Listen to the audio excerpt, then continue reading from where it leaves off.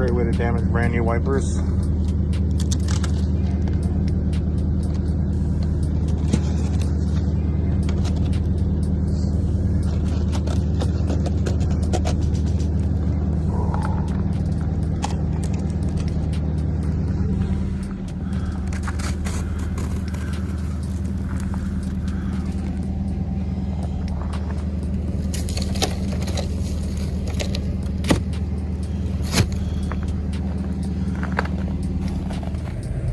So I've driven this car in virtually any weather. And Georgia was beautiful. It was like in the 70s. It was ridiculous. It was beautiful.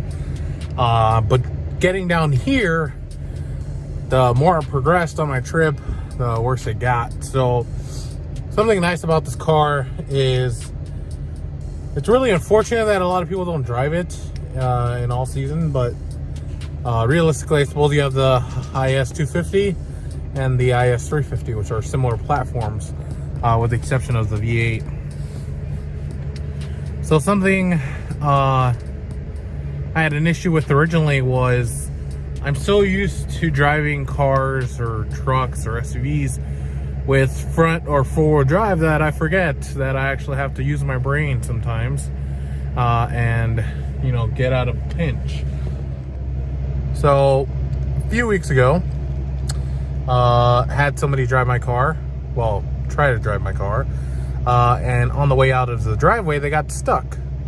I guess a snowbank, you know, appeared out of nowhere, and they hit it. Luckily, it was fresh snow, it was soft snow, so no damage to my car, but they were stuck. They were stuck really good.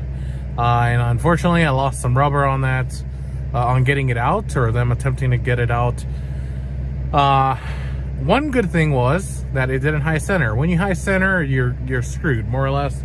You have to do whatever it takes to get out of that situation. You have to unbury yourself. There's no amount of professional driving that you could do to get out of that situation. So I got lucky in that aspect. The rear tires, on the other hand, one was clear, one was virtually buried. I had to unbury it. And it still wouldn't get out. The only thing that I noticed was that it wasn't completely failing to get out. It was simply not turning. So when that happens, in snowy and icy weather, the car is basically taking over. Traction control is determining that it needs power to that wheel. So it's just going to try to, you know, indiscriminately try to give power to that wheel using the electronics and what it knows. This is how we know that electronics or technology isn't going to take over anytime soon. And ultimately, I had to turn off traction control.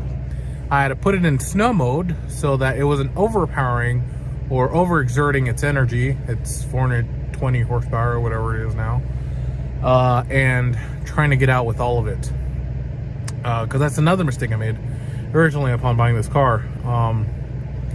But once I turn traction control off, and I don't always turn it off because I don't want to be in a predicament, especially in snowy and icy weather, in which I turn it off and, you know, would have saved me from skidding off, or, you know, it could get pretty sketchy in this car if you don't have it on in ice and snow.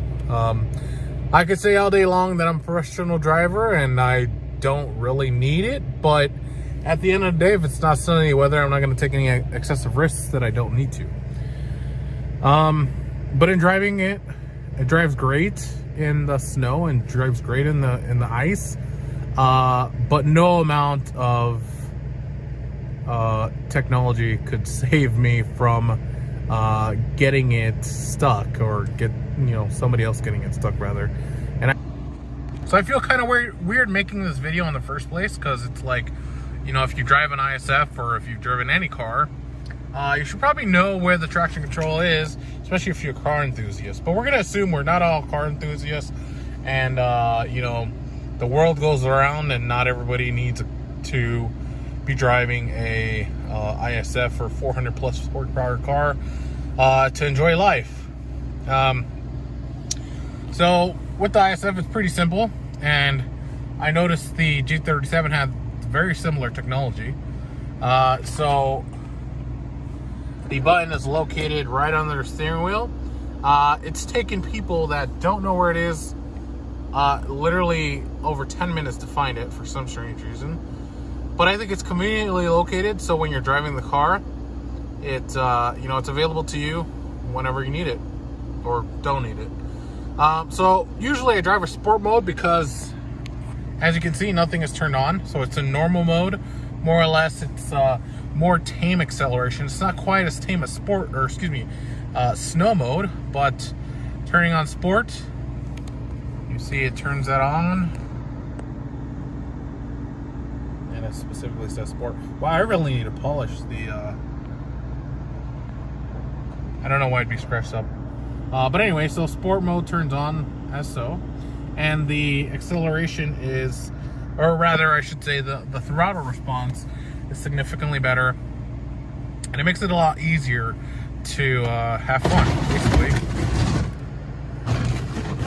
Just gonna get that out of the way. Being totally responsible and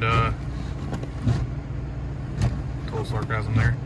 But anyway, so going back to this, sport modes turn on.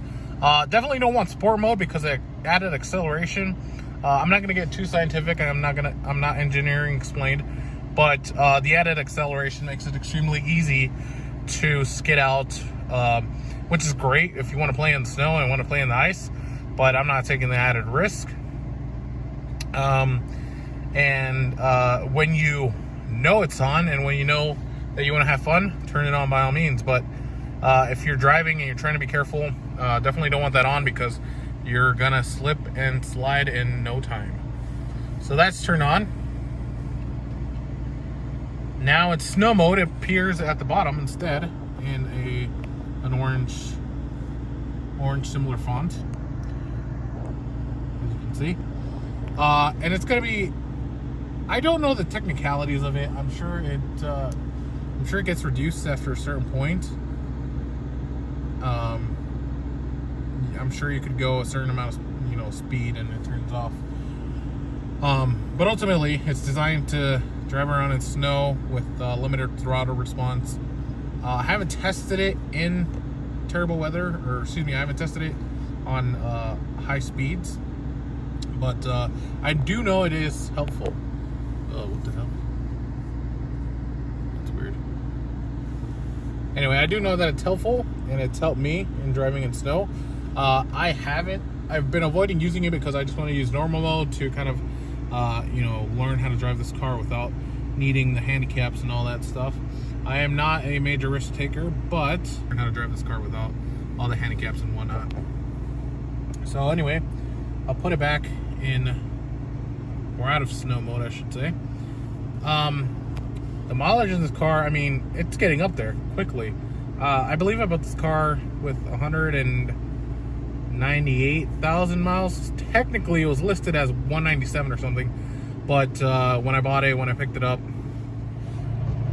the dude had a bunch of stuff in the car. So I'm assuming they were using it for personal use, which is fine. Like if they're using it, if they're testing it to make sure that it's a good car to sell, that it, lights don't turn on, that type of stuff.